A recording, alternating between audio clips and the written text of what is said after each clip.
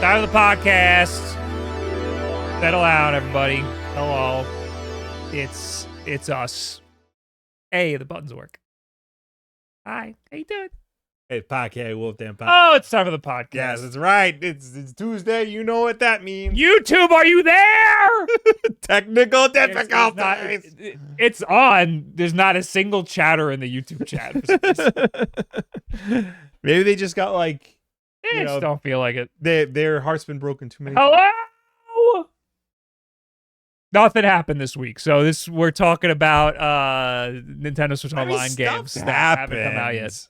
It's just not stuff we can like entice people into watching a whole episode. Yes. Yeah.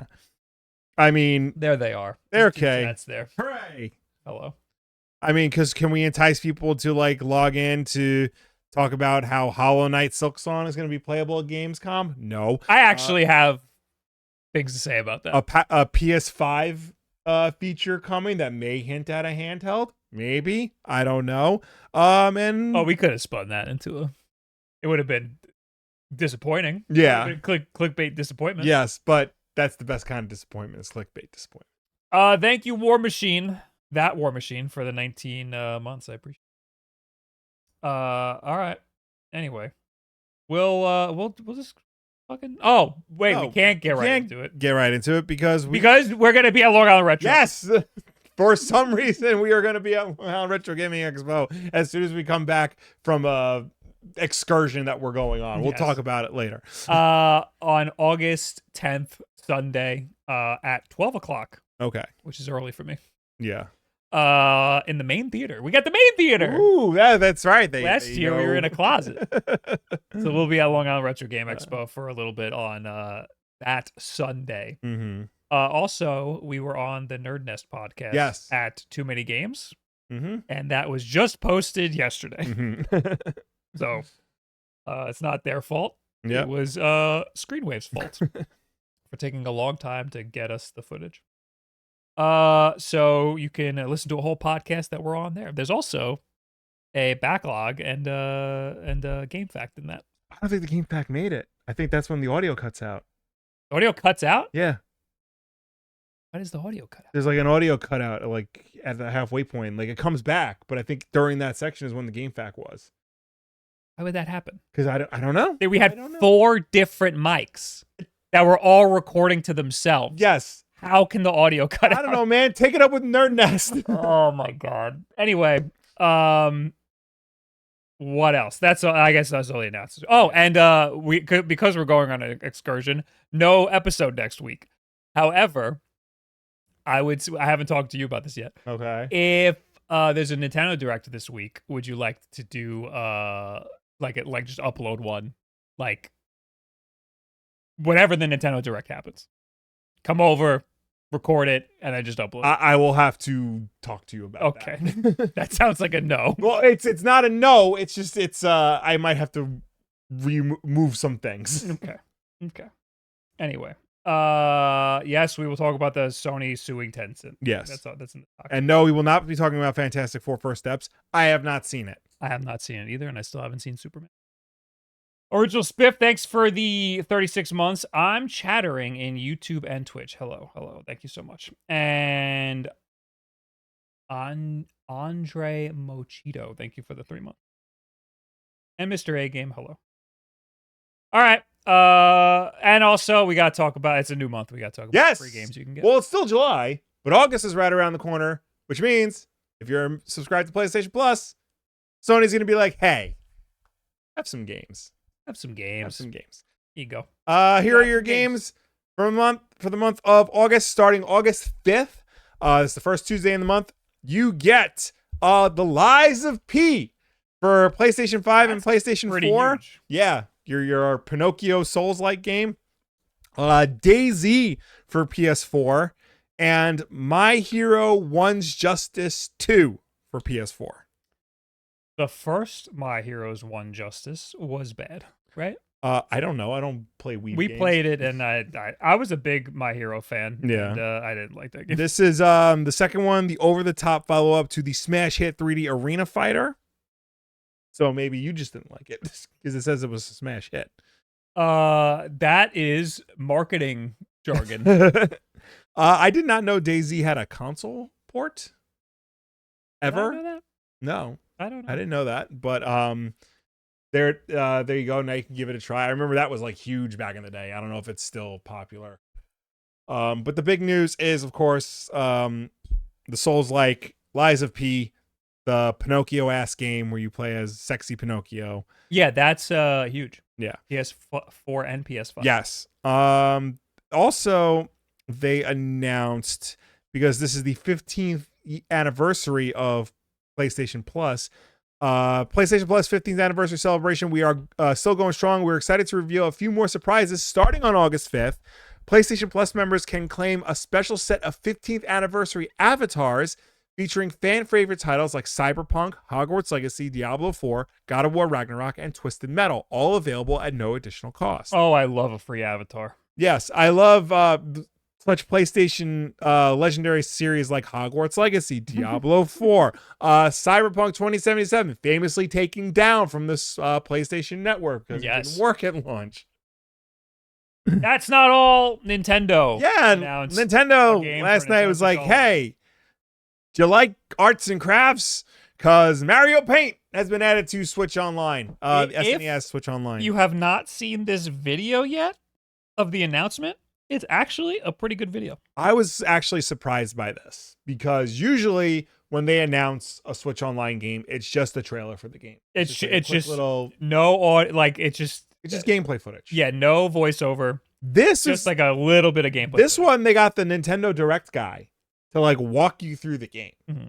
And I guess it's because like this isn't technically a game. It's arts and crafts. There's a lot in this game, and it shows off mouse mode. I think that was the bigger thing because they wanted to explicitly explain that this is compatible with the Switch 2 mouse. And also it is compatible on Switch 1 with a regular USB mouse. I believe it is not playable on Switch 1 without a USB mouse. Without you, it's not playable without it. I believe so. Oh, interesting. Yeah, all it says is mouse sold separately, like in the fine print, but I don't think it's playable without the mouse at all. Interesting. Okay. I mean, it's cool that they have that functionality even built into the Switch 1. Yeah. But we all kind of assumed when we saw a mouse for the Nintendo, like when we saw mouse mode as a Nintendo Switch 2 feature, we kind of assumed we would be seeing Mario Paint very soon. Yeah, that was like the first thing that came to everybody's mind. Some people were assuming we would get the Super Nintendo mouse as an accessory that we could buy on Nintendo Switch Online. I mean, they should. Apparently, that's like one of the icon packs is the mouse. Yeah. Yeah. And Mario Paint was like the most famous game to use the mouse. It was packed in with the game. So yeah, I think this looks. I mean, I honestly haven't ever played Mario Paint. Me neither. I used to watch all like the music people would make and the music make all the time. But yeah, maybe. I didn't know a lot of these little mini games. I also didn't realize a lot of the music in this was repurposed for Mario Maker. Yeah, I'm recognizing a lot of stuff from how it is in Mario Maker. I think even like the icons are like repurposed for Mario Maker, like the dog icon, the undo dog, the like save bot is in Mario Maker. All these noises are in Mario Maker. So pretty cool. This is really cool. I do want to try to mess around with it and paint something with the mouse. Yeah. So yeah, I get this trailer. I would highly recommend watching it. It's 4 minutes long, and it's actually has some personality to it. Yeah. Now the going theory here, is that this is just a slice from the Nintendo Direct. That would explain a lot. That would explain why it's a fully voiced trailer. Yeah, this is the save bot guy thing from Mario Maker. This is 4 minutes long for a Nintendo Switch Online game, which is like a lot. Yeah. And I'm sure that they have a lot of other things they'd rather get to in Nintendo Direct. Maybe they canceled the Nintendo Direct completely because didn't we got another announcement? Did we? Recently. But we got the Zelda movie news. Yeah. The casting. Well, this seems like it was definitely part of that. Yeah. So maybe they cut it for time, or maybe they're just not doing a direct at all. But Maybe. everybody seems to think that there will be a direct happening. So sometime soon, maybe like tomorrow or Thursday. I mean, usually they announce it like a day or two early. Yeah. Maybe Thursday or Friday. We'll see something. Anyway. Did it say mouse required? It did not say mouse required. It did not say it, but compatible USB mouse sold separately. Yeah, but I believe what I saw somewhere that it was. But now I don't remember where I saw it. But the original Mario Maker, like, you could not play that with a controller at all. It had to be the mouse. Yeah. So, yeah, I don't know how you would use it without it. Maybe you'd need maybe motion controls. I don't know. They did patch in with this. They patched in mouse mode, I believe, for Nobunaga's Ambition on NES and one other game. Mm-hmm. Okay. The Nintendo Today app said it. Okay. Oh. Interesting. The Switch will let you boot up the game, but you can't really get far without a mouse. Yeah. There we go. Okay, so today I wanted to spin off of this Mario Paint news and talk about some games that we still have yet to see on Nintendo Switch Online. Okay. We have a whole lot. Yes. They've actually done a pretty good job adding things, trickling games over. I think like once a month we get a game. Yeah. For the most part. Yeah. And really, when it comes to NES and SNES, there's really not a whole lot more they can add. You know? NES and SNES. Yeah, NES, the library isn't that crazy. Mm-hmm. And most of the good stuff is Nintendo first party stuff, and a lot of that's there already. Yeah. We already have Ninja Gaiden. Yes. We don't have Mega Man. Well, that's another thing too, and we've talked about this before. A lot of the third party titles, Mega Man, Castlevania, Contra, Street Fighter, like the popular third party titles, did not go on Switch Online in favor of their own separate releases. You know, we had the Castlevania collection, the Mega Man collections, Street Fighter Anniversary. We're getting the Mortal Kombat collection, which will include like the SNES and Genesis versions of those games. Mm-hmm. So for a lot of like the classic third party titles, if it's not on Switch Online already, like chances are there's a way to play it on Switch. So I'm going to write down a list here. Mm-hmm. Hopefully this doesn't flashbang people because it's light mode on Google Docs. For NES, I will put the Mega Man, the Castlevania, the Street Fighter, but those are all in collections on Nintendo Switch. Yes. So I guess maybe I'll put a little asterisk to all those. So those are all available. You just can't get them on Nintendo Switch Online. But Nintendo's made partnerships with these companies before, so why not? Did I leave anything out? While you were yapping? Well, Street Fighter is Super Nintendo. Oh. So this game fact for you. DT Hayward said Duck Hunt ? Is that not on Nintendo? I don't believe it is. Oh yeah, because how would you play that?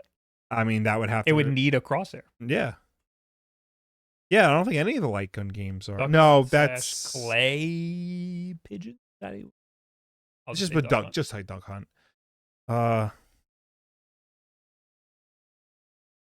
Isn't Burp. It was Wild Gun. I don't know how to spell. Wild Guns. No, Yeah. that's a Super Nintendo game. That is not. That is a shooting gallery. No, wait, shooting gallery game. Yeah, I remember. These games combine third. Oh, so there are light gun games on. I think you just use the thumbstick though. Because Wild Guns you can use a thumbstick. Yeah, you can't do that with them. Yeah. Okay, so never mind. Yeah. So in terms of NES, I agree with you. There's not much that could be. I mean, Ninja Gaiden 2 and 3 are not on Switch Online yet. 2's not on there? 2's not on there. It's just the first one. I didn't know that. Just the first one. Well, that's the thing, too. Like, you think they put everything on there, and then out of nowhere, the NES version of Tetris gets added. Yeah. Yeah, so. Rednard says, the game's for Rob. Oh, yeah. They could just build a little Rob the Robot thing. You can play those two games Gyro might and stack up without Rob, and it makes the games significantly more playable. Playable? Yeah, because the problem is Rob is so slow to like move. So it's just easier if you, because you have to like slot the controller into like Rob's base in order to like to work. It's just easier if you hand it to Buddy and he does it. Okay. And those games have like single player without Rob modes in it. It'd be cool if they built a Rob functionality. Yeah. Like have a little split screen and Rob is on like the right side of the screen. Snake Eater says 1 month until Delta Snake Eater releases. I am so excited. I can't imagine why you would be. I took a week off work to play it. Thank you for the 100 bits. You know, the NES Battletoads is not on Switch Online. Also Metal Gear. But that's in the Legacy Collection. True.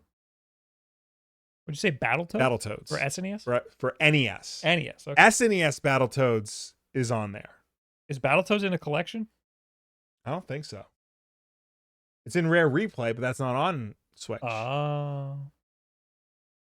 there's a Super Nintendo version of Battletoads that's on Nintendo Switch only. Yeah. I saw, this is a complete aside, I saw a TikTok talking about how they fixed the camo in Metal Gear Solid Delta. Okay. They made it so it automatically equips or something. And I was like, that's just how it is in 4.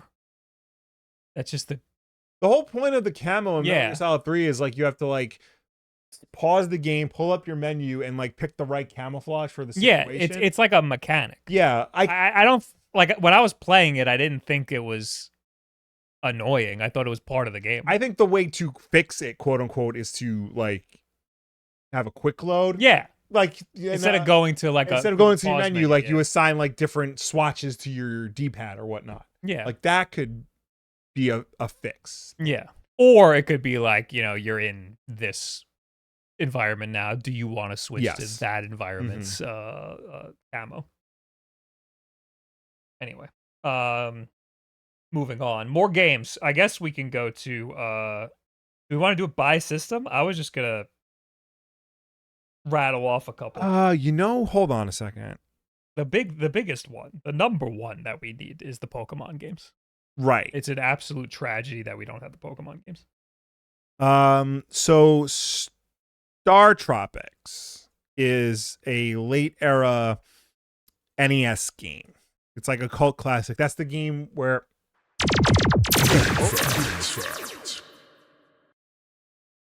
Star Tropics is a late era NES game that had a unique mechanic where the map for an in-game area was a physical map that you got with the game, and in order to decode it, no, it wasn't a map, it was a letter, and it had a I know this. It had a code to get past one part of the game. In order to access the code, you have to dunk it in water. Like you have to the paper, you have to dunk it in water, pull it out, and it would reveal what you needed to do in the game. Now you can just look it up online. And if you had it on Wii, you can actually go into the Wii menu and you could actually click an in-game paper and dunk it in a little bucket of water. Why are you bringing up Star Tropics? Because, well, that was your...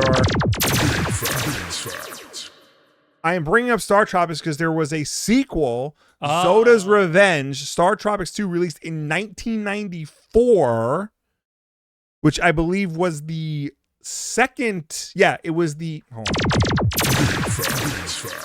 Might as well. I'm on a roll.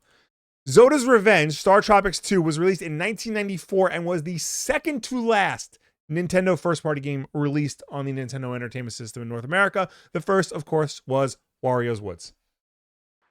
Zoda's Revenge. Yeah, Zoda's Revenge. That is not on Switch Online. That was on Wii Virtual Console. Okay. But not Switch Online. Okay. So there's another one we need for NES. Yes. Right now we got a pretty big list for NES right now. Surprisingly big, yeah. But again, like some of the like Street Fighter are the Asterisk ones games you can get elsewhere or correct. Okay, so Street Fighter I would say Asterisk. You can get Street Fighter 2. Right. Yeah. I guess we want 1 and 2, right? No, nobody wants. What do you know about Street Fighter? I know that Street Fighter 1 sucks, but I want it on the Nintendo Just put Street Fighter 2. I'm putting the ones that we don't have. Moron. It's Street Fighter 2 brackets, all versions, close brackets. That's because there's Street Fighter 2, Super Street Fighter 2, Super Street Fighter 2 Turbo, Street Fighter 2 Championship Edition, the Genesis versions of Street Fighter 2, because you can get Genesis games on Switch Online. Let's not forget about that. I got to do everything around here. Why are you mad at me?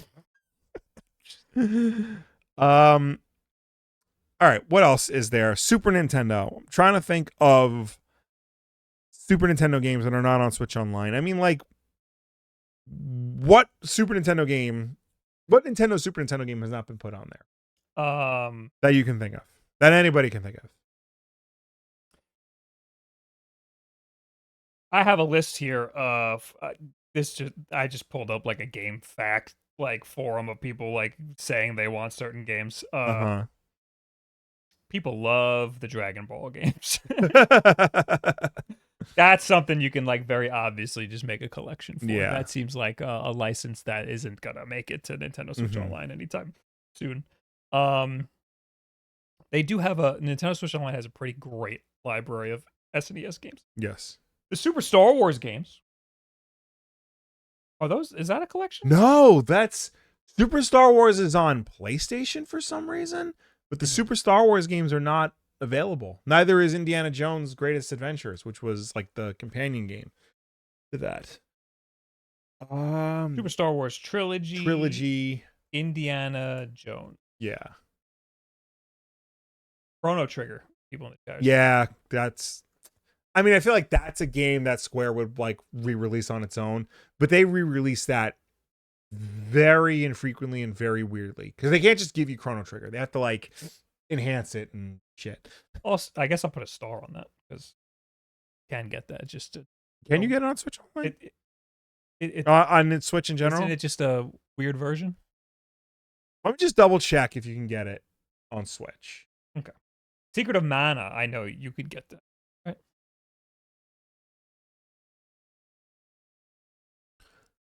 Chrono Trigger. No, Chrono Trigger is not available on Switch Online. On Nintendo, on Switch at all. Secret of Mana is. Okay. Yeah, no, Chrono Cross, the Radical Dreamers edition, is on Nintendo Switch eShop, but not Chrono Trigger. So, yeah. Kirby High Tier in the chat says Sim Ant with mouse controls. Now you're getting crazy. Yeah. Now we're off the rails. We're going that deep to get Super Nintendo games. I will say Sega Genesis games. They also did a pretty good job with Sega Genesis. Yes. Especially considering there was a Sega Genesis Classics collection on the eShop already that was fairly robust. I forgot that they took that down. Yeah. Because it said we had it in our Steam library, but I think we had like a free version. Yeah. Because I went to download it and it'll still let you download it, but there's only 3 games. Yeah, because I think they want you to like buy the games a la carte. That's really annoying. But that's a free version of the shitty Shinobi game. Revenge of Shinobi? Yeah. Yes. And Gunstar Heroes. Okay. You can get a free ROM for Gunstar Heroes in there. So on the Genesis side of things, only Streets of Rage 1 is in the collection. Not any. Oh, sorry. Streets of Rage 2 is also in the collection. So not Streets of Rage 3. And that's another thing too, because that the Genesis collection that you could buy had all 3 Streets of Rage games and the Japanese versions of those games. Bare Knuckle. And Bare Knuckle 3 is a very different game from Streets of Rage 3. Mm-hmm. So that's something you lose when you switch over to Switch Online. When the third parties do their own collections, they can like go wild to give you like alternate versions of the games. They can give you all the documentaries and artwork and whatnot. DT Hayward in the chat says Earthworm Jim. You can get Earthworm Jim. Earthworm Jim, the Genesis, I believe the Genesis version is available on Switch Online. Yeah. And that's the one. Yeah. You get that one. Oh, Earthworm Jim is available for Genesis. Earthworm Jim 2 is available for Super Nintendo. That's weird. I know. Okay. I mean, whatever. What's this difference, really? I think they're pretty much exactly the same. Basically the same. Speaking of weird inclusions, Street Fighter 2 Special Championship Edition is the Genesis version of Street Fighter 2. That's on Switch Online. What about the Genesis versions of Bomberman? I want that. No. No Bomberman games in Switch Online. Period. Oh, we need all of those. We need at least one. Big fan of the Genesis. Yeah. Bomberman Heroes, what I believe was the game we played. Bomberman Hero is the that's the 64. Okay, then what am I thinking of? I don't remember what it's. Is it called? I think it's just called Super Bomberman. List of Bomberman games. Genesis. This makes great. Mega Bomberman. Mega Bomberman. Because it can't be Super Bomberman. Right. It's got to be Mega Bomberman. Because it's a Mega Drive. Yes. Very cool. Let's move on to the 3D stuff. Because I feel like the 3D systems is where we're gonna like see the more like the bigger. Those are the more games. exciting ones. Yes. We know we're getting at least some Pokemon. We're getting for GameCube, we're getting Coliseum and XD Gale of Darkness. That's pretty huge. Yeah. Those are some pretty huge games. Yeah. We are sorely missing all of the Smash Brothers games. Yes. That we are missing. Do we have Mario Kart 64? Yeah. Okay, so then we're missing Double Dash. I played it. It's terrible. It's fucking horrible on Nintendo Switch Online. Super Smash Bros. Melee. You're right. Double Dash. Double Dash. Well, the thing is, like, the GameCube collection, like, has barely gotten started. Yeah. There's only, like, 4 games in there, and they've promised, like, 6 more. But, like, Metroid Prime 2, Eternal Darkness, Twin Snakes. Yeah, Metroid Prime, I'd imagine we're getting. I'm going to put it. Yeah. Because, we, like, it's cool that we got a remastered version of Metroid Prime, but, like, also give us the vanilla, unremastered version of it. For history's sake. Mm-hmm. Super Mario Sunshine. Oh yeah, that's not there? That's coming. That's on the list. Okay, I'll leave it off. Eternal Darkness. That's important. Yeah, that should come. And they need to make a rated M version of the app. Oh yeah, that's right. Do we have Perfect Dark? Yeah. Yes. Okay. Very cool. And GoldenEye, which for a long time people. Yeah, GoldenEye. I remember that. I don't think I jumped into Perfect Dark. Oh no, I did. I played with Wood. I played co-op and realized how bad the game is. Like if you don't know anything about the game, because I was like explaining every little thing, and then like I even got lost on the second level. So Bob can get stuck on giving the cat a fish again. Oh, talk about Twilight Princess. Yeah, I'll put Twilight Princess. Wind Waker. Oh no, Wind Waker's on there. Never mind. That's a big one. Yeah. What else? Do we want to talk about the handhelds?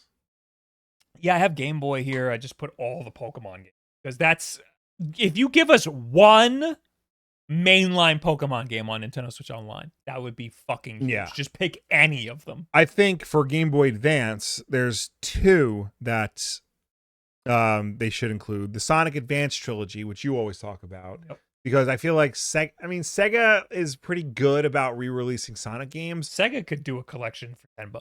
But like they haven't done anything with those, and I feel like though if that's the case, then Sega would be okay with dumping them on Switch Online. Yeah, I mean, I'm sure they're paying the licensing, so yeah, they're just those games are just sitting. Maybe there's got to be some reason why they haven't done anything with the Sonic Advance trilogy. The other one, this gets an asterisk because it's Mother 3, and that's available in Japan. but it's never been released in America. Yeah, that's really stupid. They just need to translate it. Well, and there's plenty of translations. I've heard. I mean, this is all like theory and conjecture, but like there are a lot of songs in the game that are, let's just call them ripoffs of like actual like popular songs.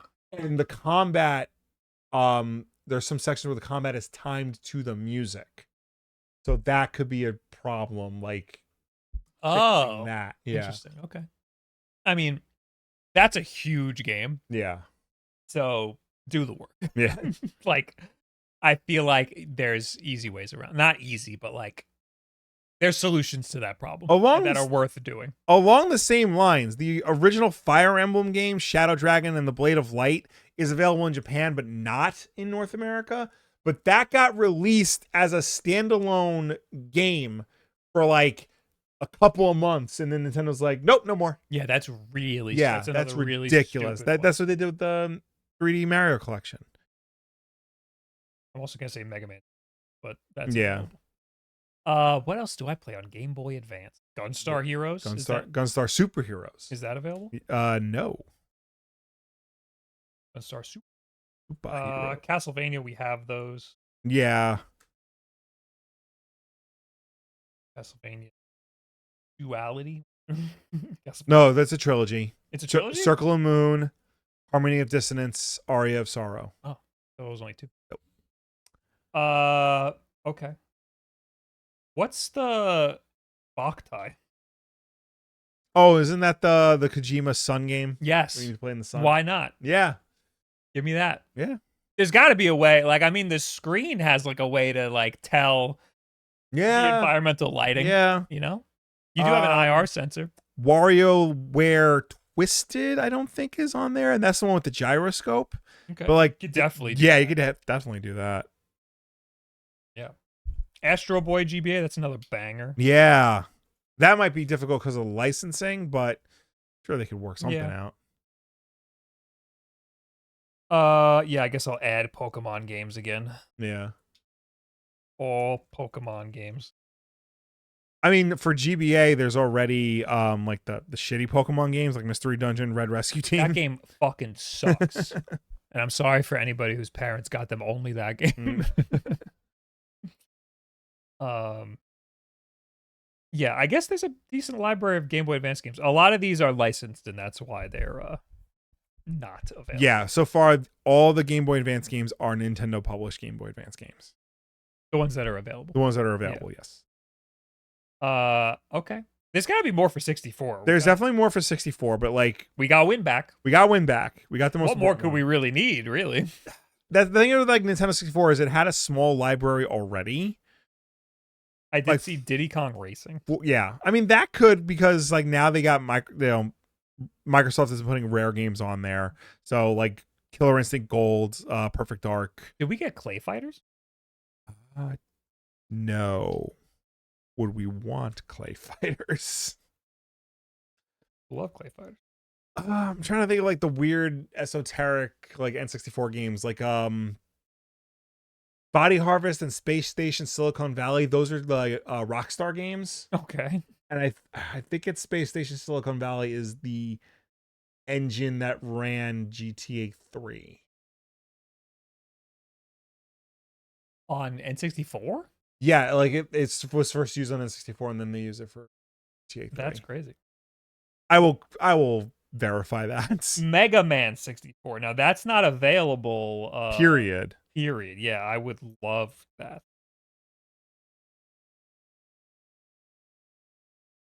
Snowboard Kids 1 and 2. Sure, why not? Yeah. 1080 Avalanche for the GameCube. I'll add that. Since 1080 Snowboarding is available on. Okay. Knuckles Chaotic, Sonic CD. Like, I don't know how they would do those. 32X, but yeah, that would have to be a different thing, I think. Yeah. I mean, yeah. Yeah, they'd have to, that wouldn't work.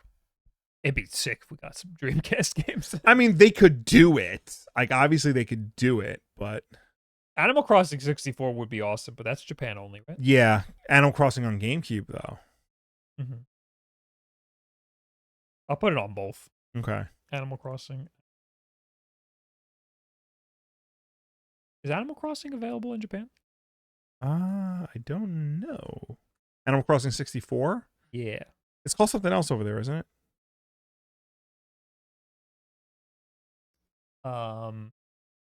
It's not available. Either, no matter what, it's not available.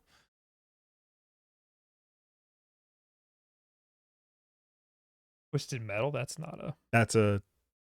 You're thinking of Vigilante 8. Yes. That was our version. I mean, that was available on all systems, though.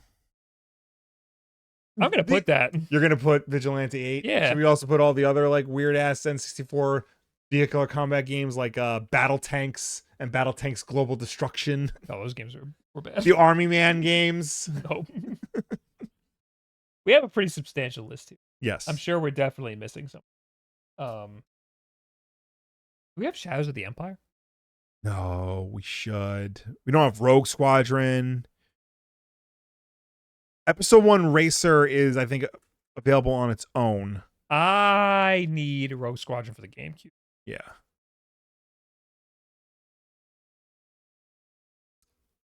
Of course, now Wikipedia is of no help to me. Luigi's Mansion 1, that's coming, right? Yeah, that's coming. All right, I'm going to read off what we have because Okay. I think we have a pretty great list so far. What about Game Boy? We have all we have is Pokemon games. I'm trying to think of like what. This is the thing about the Game Boy. There's like a million games where like, can you name like a good one? Didn't they put the Mega Man game? They did. Yeah, the Mega Man Game Boy games. And the Castlevania Game Boy games. Yeah, the Game Boy library is pretty great. And the 1988 adaptation of the Warner Brothers movie Quest for Camelot. Okay. All right, I'm gonna read what we have. Yeah. Before. Okay. For the NES, we have Mega Man games with an asterisk, Castlevania games with an asterisk, Metal Gear with an asterisk, Battletoads with an asterisk, because those are all games you can get elsewhere. But we still need Duck Hunt, Ninja Gaiden 2 and 3. That should have an asterisk, shouldn't it? No, I don't think those are. You can't get the middle? I don't think so. Rob the Robot. Yeah, those games. Zoda's Revenge, Star Tropics 2. And that's what we have for NES. Yeah. For Super Nintendo, we got Street Fighter 2 with an asterisk. We have Super Star Wars Trilogy. We have Indiana Jones. We have Chrono Trigger. We have Secret of Mana with an asterisk. And we have Bomberman. I guess I should put in games. And then I think for Genesis, it's just Mega Bomberman, right? For now, yeah. And that's not available. Well, I mean, for Genesis, we also Streets of Rage 3. We also said Sonic 1. I think Sonic 2 is the only game available on Switch Online. Oh, we need Sonic 3. Sonic 3, Sonic Spinball. Like the fact that like I understand. No, Sonic Spinballs. Is it? I'm pretty sure Sonic Spinball's there. Oh yeah, Sonic Spinball. Okay. Because I know they pulled like Sonic games because they wanted you to buy the All-Star Collection or whatever it's called, Sonic Origins. And those are like good versions of those games, but like really should be. They should be they should be in this collection that we're paying money for. Game Boy, we got all Pokemon games, and that's really all we have for Game Boy games. Game Boy Advance, we have all Pokemon games. Sonic Advance Trilogy. And then with asterisks, we have Mother 3, Fire Emblem, and Mega Man 0. And Castlevania Trilogy, because you can get those elsewhere. Gunstar Superheroes. Boktai, WarioWare Twisted, and Astro Boy. I don't know why I put GBA at the end. N64 games. We need Smash Brothers, Diddy Kong Racing, Clay Fighters, Mega Man 64, Snowboard Kids 1 and 2, Animal Crossing, Vigilante 8, Rogue Squadron, and Shadows of the Empire. Okay. GameCube. We need Melee. We need Mario Kart Double Dash. We need the Metroid Prime Trilogy, or just the first 2 games, I guess. Thank you very much. Eternal Darkness, Twilight Princess, 1080 Avalanche, Animal Crossing, and Rogue Squadron 2 and 3. Twin Snakes. Twin Snakes, yes. That would go insanely hard. That has a widescreen mode, right? I believe so. Why not? Time Splitters. Yeah. 2 and 3. Superman 64. You know what? Fuck it. Yeah, why not? Might as well. Superman's back, baby.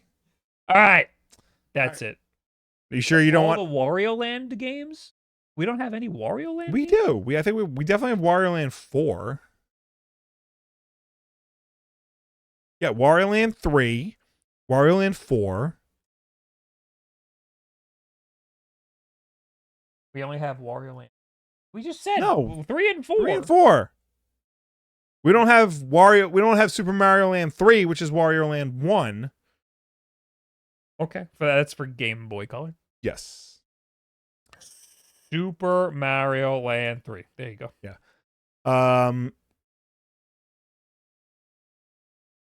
That's it. There's your definitive list. Well, wait. You're forgetting about Chacon the Forever Man. Oh, Chacon the Forever Man. I gotta put that in. Yeah. Chacon the Forever Man. And that is going at the top. And there you go. And that's it. As your definitive list of games that we still need to see on Switch Nintendo Online. Switch Online. There you go. Yes. I mean, there's a lot of games that are missing, but Yeah. these are probably some of the most important games. Yes, and if we forgot any, keep them to yourself. Don't tell us. We don't care. Moving on. Dante's Gambit. Thanks for the 8 months. Thanks for helping to keep me sane whilst I work from home. You're welcome. Enjoy. And Kylie the Gamer Princess, thanks for the subscription on YouTube. Moving on. Let's just fuck it. Backlog. Ah.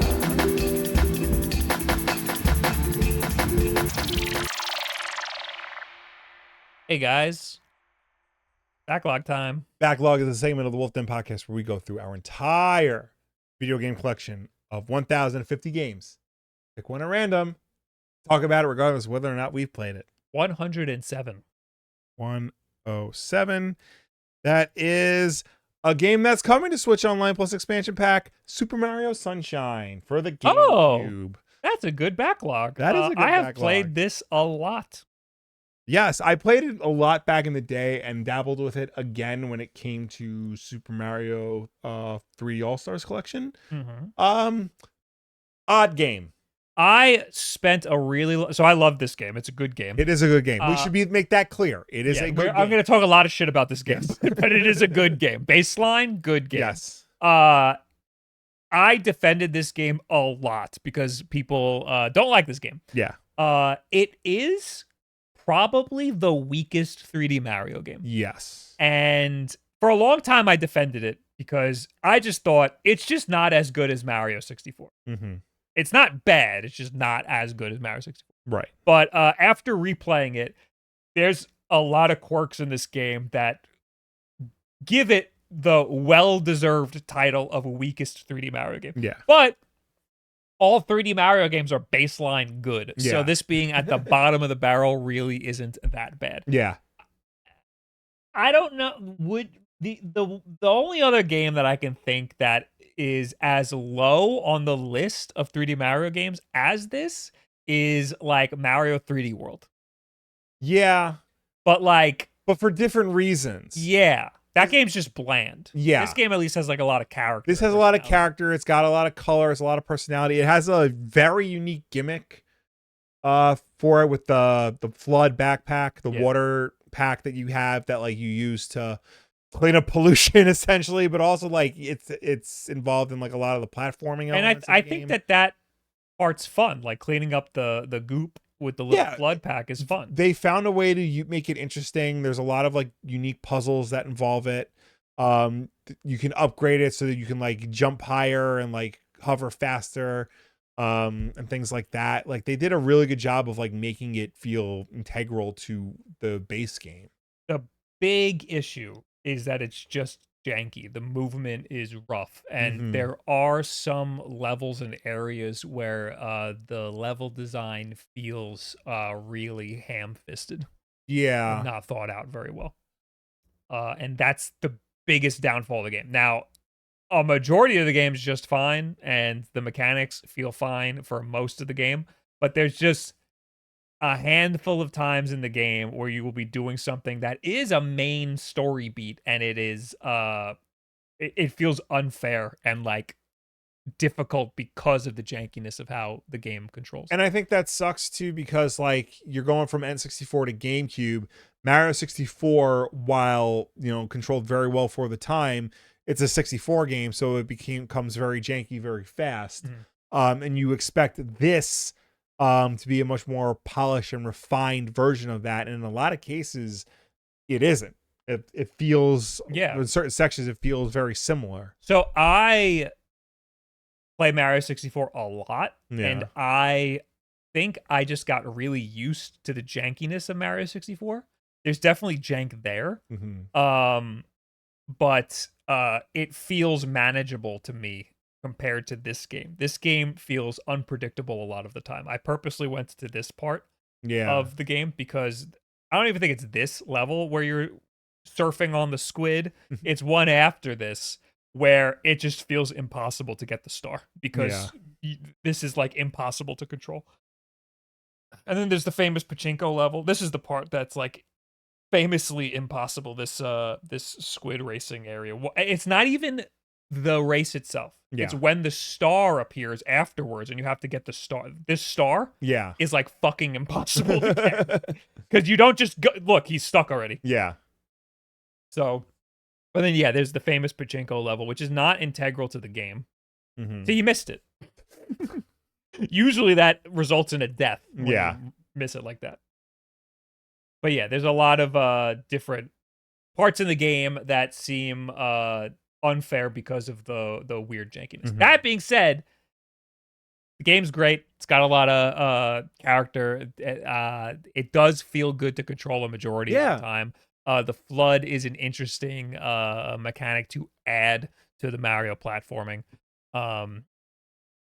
And I like it. It was also one of the first Mario games to like really try to like incorporate a strong narrative to it.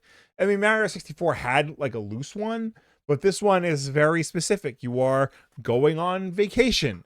It is a very tropical theme, and that extends to like Mario's outfit. And all the levels are based on like the beach and the islands and stuff. And there's actual cutscenes that involve Bowser and, spoiler alert, Bowser Jr. and all these other things. So like it was really an attempt to like push the narrative elements of Mario forward beyond like what it had been, the past few years. Yeah, he's a criminal in the beginning. He's in jail. And he's doing all of this to I guess his probation. This is his probation. Hit me with game fact of this. Edward Bova says a fun fact about Super Mario Sunshine is that it is the only mainline Mario game to not include an invisibility item. Invincibility. I'm sorry, invincibility. Interesting. And that now I can't verify every single Mario game, but it makes sense. There is none in this game. I can't, now that you mention it, I don't think there are any like traditional power-ups in this game. Like Mario 64 had all the hats. Galaxy had like the bee suit and the cloud suit stuff. Yeah, you don't get any of that. You don't get anything. No, it's just pure platforming. Yeah, I mean, there's the flood. There's the flood. Yeah, that gets upgraded. It doesn't get like specific power-ups. Another thing that this game had that got carried over into Mario Odyssey and even Donkey Kong Bonanza now are the floodless levels. Yes. So there are levels where you would enter some sort of portal and you would abandon the flood ability, and you would have to do some sort of platforming puzzle that was like confined in one little area. Something really quick. And Mario Odyssey did that. You would ditch Cappy to play these little levels. Donkey Kong Bonanza, you still have all of your abilities and stuff, but still there are these levels that are confined with, like, you have the major sandbox, and then within that sandbox You go into a portal and you enter this like Mhm. little platforming area. So that whole thing, that whole formula, I think is a good example of how Mario Maker could enter 3D. Yeah. It could be a series of those bloodless levels or the cappy-less levels. Anyway, I think this game's great.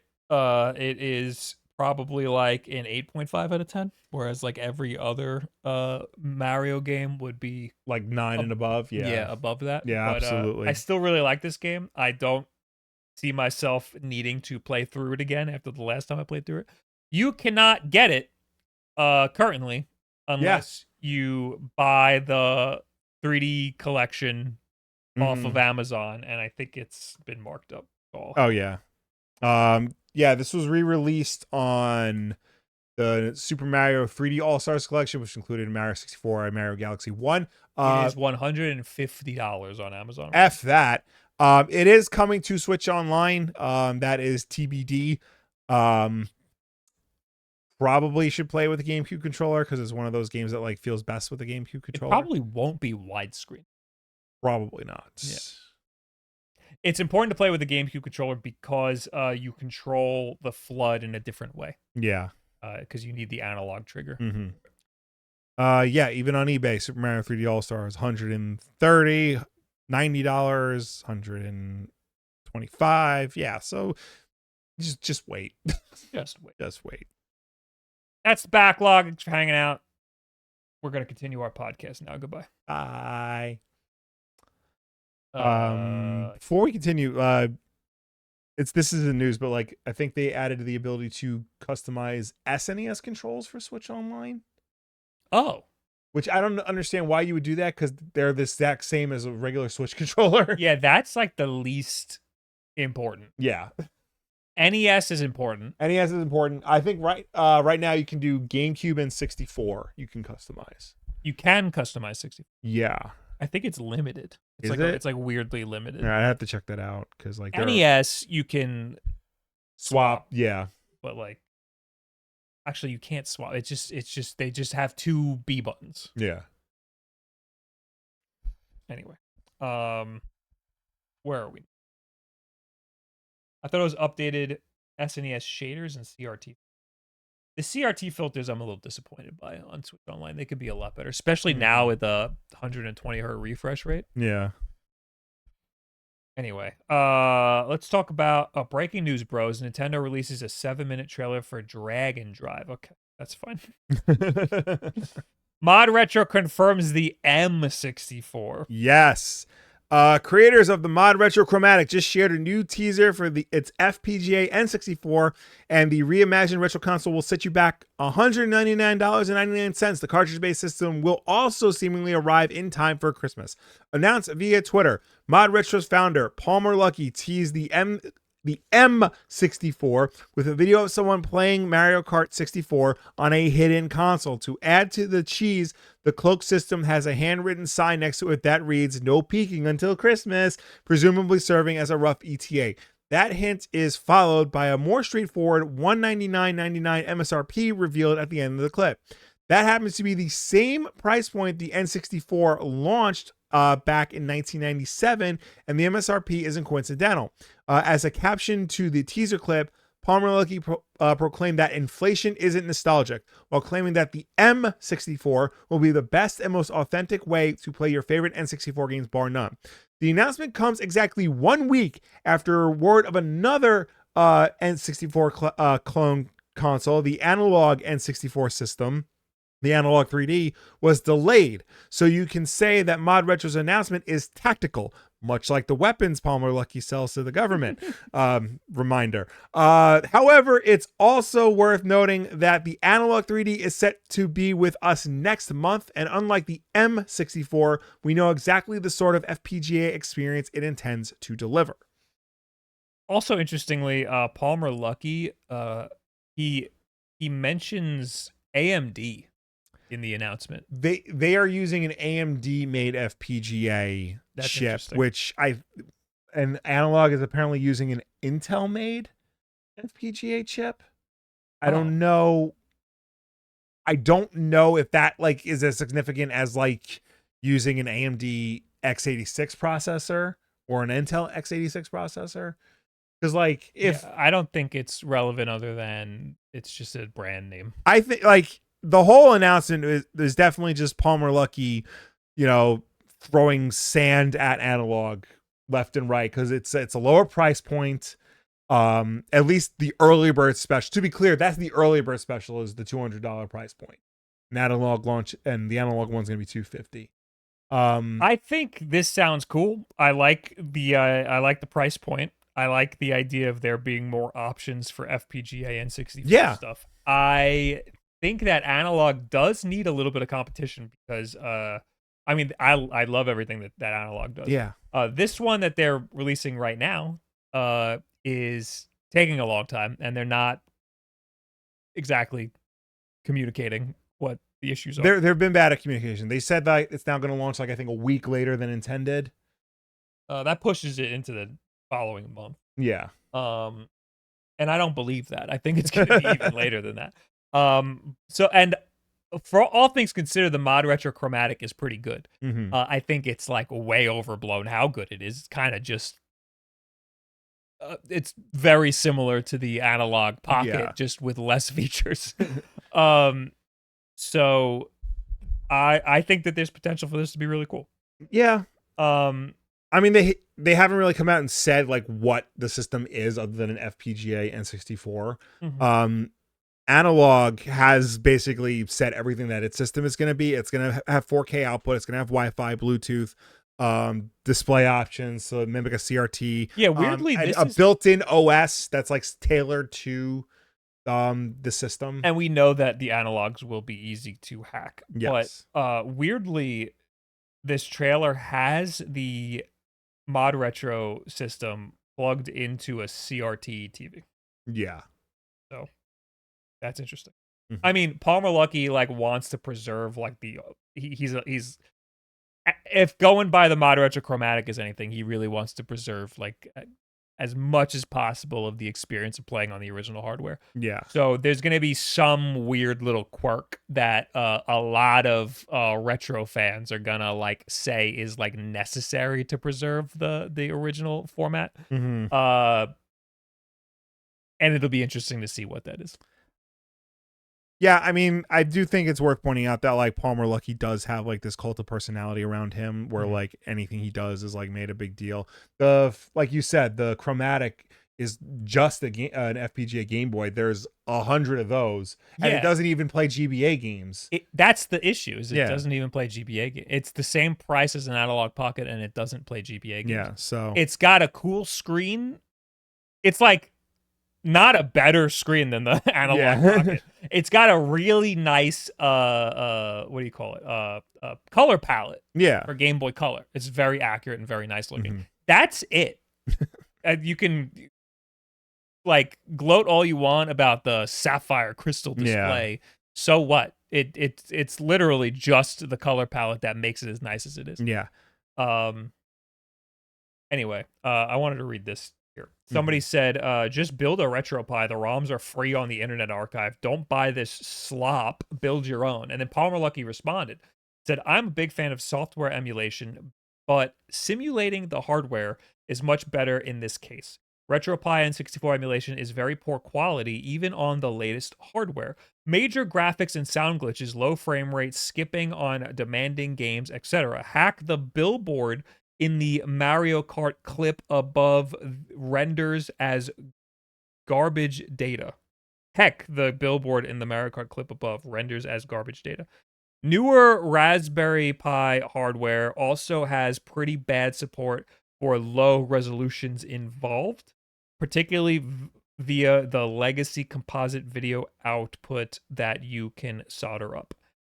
That's interesting. He might be alluding to this being made for low resolutions or even made for retro TVs, like retro outputs. Right. I'm interested to see how it outputs. Like the analog is going to be 4K. Yes. It's HDMI 4K. We already know that. And that's important. for modern displays, and upscaling an N64 is not exactly the easiest thing. Yeah. But also, like, even if we use stuff like the Super 64, the Eon thing, it's a pretty low resolution that then needs to also be upscaled. Mm-hmm. So it'd be interesting to also have an option that does a low resolution. Yeah.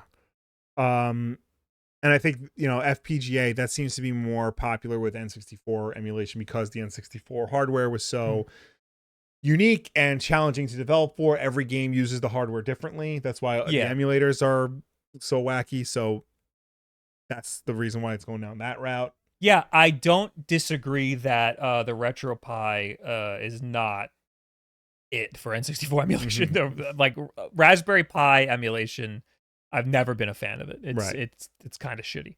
I haven't done it in a really long time, but I don't enjoy emulating on a Raspberry Pi. But there's some great software emulation options for N64. Yeah, on like a PC right now, everything's pretty much great. But I understand. I get the nuances of FPGA. I think it's exciting. Mm-hmm. So I'm down for more N64 options to play N64 in the modern age. I'm down to see how that goes. Yeah, I mean, hopefully it lives up to the hype. Hopefully this, because like that's the thing. Like Analog, say what you will about them, but they have a track record. They've released, an SNES, a Genesis, an NES, a TurboGrafx, a Game Boy. Now a 64. Like, yeah, they're late often. And their communication isn't the best. But like at least they have a track record. They like have quality products that they put out.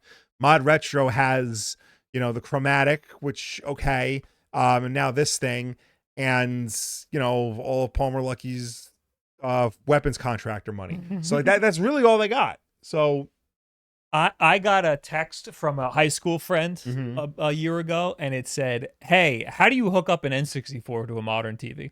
And I was like, ugh. Yeah. How much money do you have? When people ask how much do you care? People ask me that, I just tell them to get the Super 64, like the Eon one. Yeah. That's really like the best way to do it. I say that too, but like not everybody wants to spend $100. I know. Because in their head it's like, but this thing's $10. Yeah. Why don't I just get the $10 one? It's like, all right, get the $10 one. Yeah. These people aren't gonna care if there's like 5 seconds of input lag, But it'd also be nice to have an option. Like, here's a whole console that can just play whatever you want. Yeah. Anyway, moving on. I put this here. The Ayaneo Pocket DS. Yay! Another one. Here's this guy showing us his out of focus Ayaneo Pocket. This is as per time extension. There is an update. Do I have to read the update? Original story. In a live stream broadcast was YouTube channel earlier today, Ayaneo announced plans to release a new device called the Ayaneo Pocket DS, which is describing as the world's first flip dual screen Android handheld. Sounds like that's important. The announcement follows the release of Ayaneo's Windows-based flipped 1S DS earlier this month, and comes at a time when more and more handheld manufacturers seem to be releasing dual screen products in the hopes of beating their competitors to the punch. Didn't I say that this year was going to be the year of the dual screen handheld? I'm pretty sure I said that somewhere. Somebody find that. We also saw the 1X players, 1X Sugar, which we talked about last week on the show. And blah, blah, blah, blah, blah. Here it is. We don't have like a lot of information about it.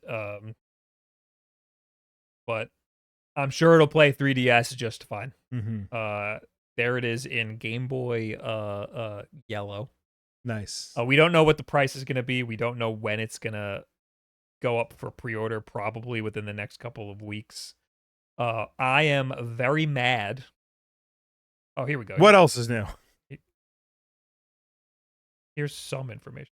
1080p. The screen go up to 165 hertz, which is like way too much for a 3DS. 800 nits, HDR, OLED. Oh, that's cool. OLED. This thing's probably gonna be like $700. Oh, Jesus Christ. So the top screen's 1080p. The bottom screen is around 720p. Okay. That's a weird resolution. 1024 by 768. And it's 4:3, which I guess makes sense for Game Boy Advance. And like the 3DS, the bottom screen. That's what I meant. I didn't. Yeah. Well, no, I think the 3DS isn't the bottom screen 3:2. Is it? I think so. Because I have the Ayaneo Flip DS, the first one that came out last year, and that one, the bottom screen is 3:2. Yeah, and I like it. Very nice. And I remember I liked it because it's the aspect ratio for the Game Boy Advance, and I'm pretty sure it's the same as the 3DS. Okay. Let me just see the picture of the 3D. I could clock it and tell you. That looks like 3:2. Okay. So what's the update here? In a live stream, they shared some new specs. Oh, we saw the specs. We read the specs off. So this pisses me off because 3 days before this announcement, I pre-ordered the Ayaneo Flip 1DS, the Windows version, right, for $1,300. Jeez Louise! And I didn't even want it, right, because I have the old one. Yeah, and this new one isn't much different. There's a version that has the same processor, which is a little cheaper. This is the Windows version. There's a version that has the same processor. And I was like, I already have the same processor. I don't need that one. But it was a lot cheaper. Retro Game Core said you should probably get that one because the one with the upgraded processor isn't that much better. Right. So I went to go get it, and they were sold out of the ones with the cheaper processor. So I had to get the nicer processor, $1,300 goddamn motherfucking dollars. So I got that. 3 fucking days later, here's an Android version. Only you would have waited. Can you cancel your Windows pre-order? I'm just gonna do a video on both. Okay. So, yeah. I mean, also, like, I don't know. I'm very curious how Android's gonna work. Like, we also have like the Retroid Pocket. Retroid made a second screen that you can like clip onto their devices. Yeah. And they only make Android devices. So I'm curious how these Android operating systems and these Android apps are going to work with a second screen. I don't know how Citra for Android works with a second screen. Well, I mean, it's not even that great on Windows. Right. Yeah, I mean, because I'm just thinking of like Android running on a second screen because I know like the foldable phones and things like that, like those have to expand Android across a much wider screen. Yeah, so that just that's not 2 screens. That's just one big screen. Right. You know, I mean, in some cases it's like a back screen, but like that turns off. In this case, there's a whole second screen that's running at the same time. So I just don't know how the individual apps are going to handle that. Yeah. It's really just Citra and I guess eSmu or whatever or Melon or whatever the regular DS emulator is. So I don't know. I don't know how this is going to go. I do anticipate this to be extremely expensive though. The 3DS, the top screen was a 5:3 aspect ratio, and the bottom screen, I lost it. The bottom screen was 4:3. Oh, for a 3DS? For 3DS. Okay. What about the DS? I believe they're both 4:3 on the DS. Why was it 3:2 on the last one? Anyway, here on screen now is the Windows version. Right. It's it looks like it's probably going to be slightly bigger, but it looks like pretty much the same. They also have a version that has only a keyboard and not a second screen. That one sounds pretty stupid. Why wouldn't you just want a whole second screen? But yeah, it looks the same.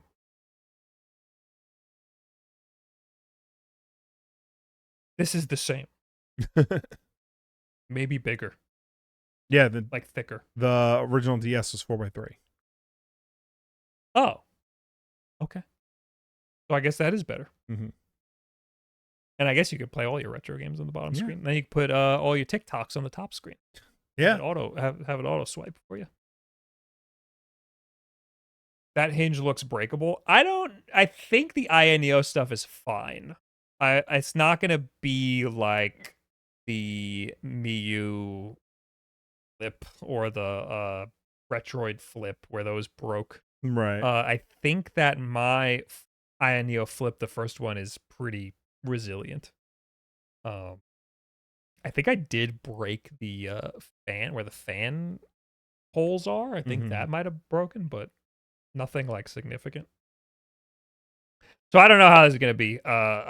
They release too much shit, and they don't send them to be for free because I talk too much shit about their stuff. So we'll see how it goes. They have other stuff. They have in this shot, there's like a little tablet that they have. I'm not gonna be getting that. They did like a live stream about all the stuff that they're working on. They're also working on a whole ass like netbook. Oh wow. And they are working on a whole ass gaming phone. And this time it will have an actual controller on it, like a slide out controller.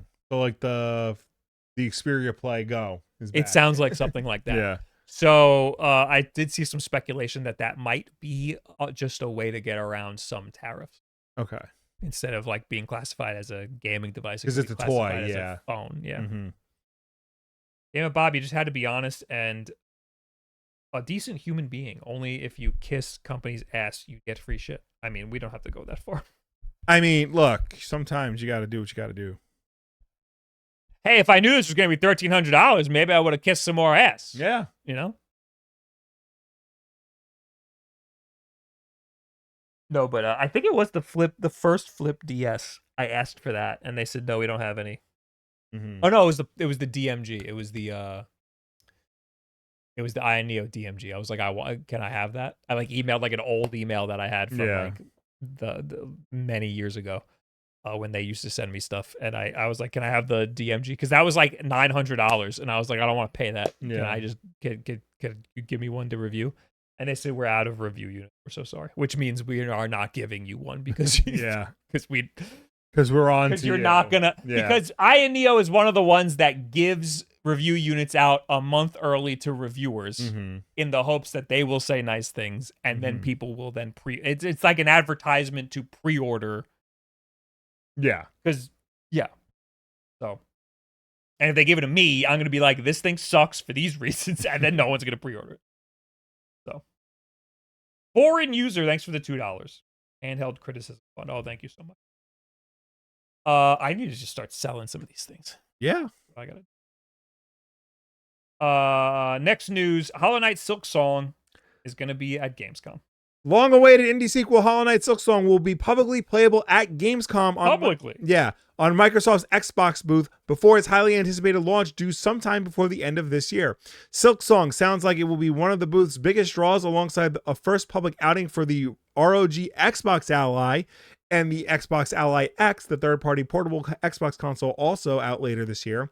In terms of other playable stuff, Obsidian's Garden sequel Grounded 2 will be there. If you don't want to play the Game Pass preview version at home.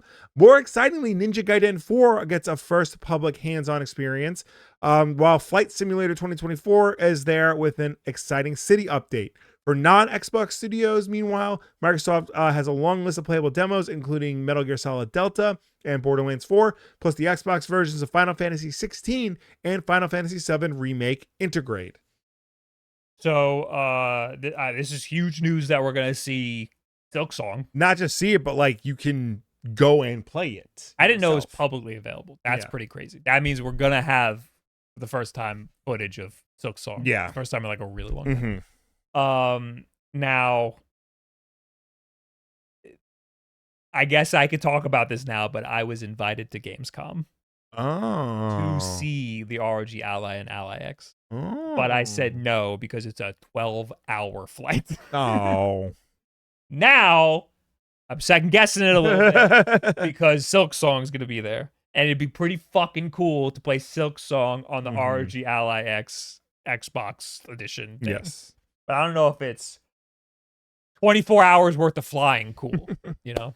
Well, I mean, Gamescom, that's like the biggest event in gaming. Like it's the perfect combination of like E3 and PAX. Yeah.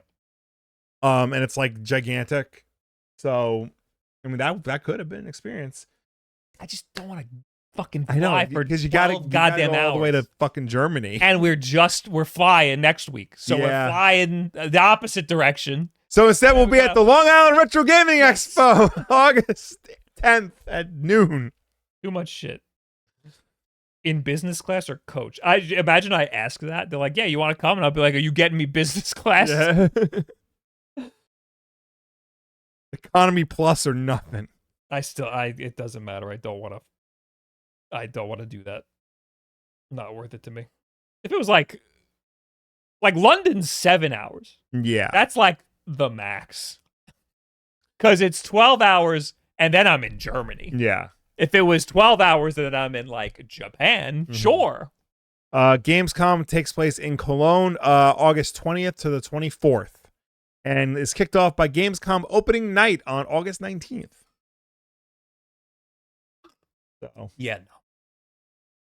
I'm upset I wasn't invited to see the Xbox Ally X in Summer Games Fest. I would have liked to have seen it. Yeah. I would have gone. Actually, I don't know if I would have gone because that was the weekend the Switch 2 came out. Oh, yeah. I don't know. I would love I was like, listen, I would love any opportunity to play this thing. I'm just not going 12 hours. I'm sorry. Yeah. Who's your contact? Can you be like, just send it to me? My manager. Be like, I don't know if they actually contacted me at all. I'm sure they will when review units go. Right. And that's the important thing. Like going to an event and playing it is not the same as like getting it at home. Right. Make sure you ask for both versions so you can review both versions. Then the cheaper one just mysteriously disappears for some reason. I don't know why.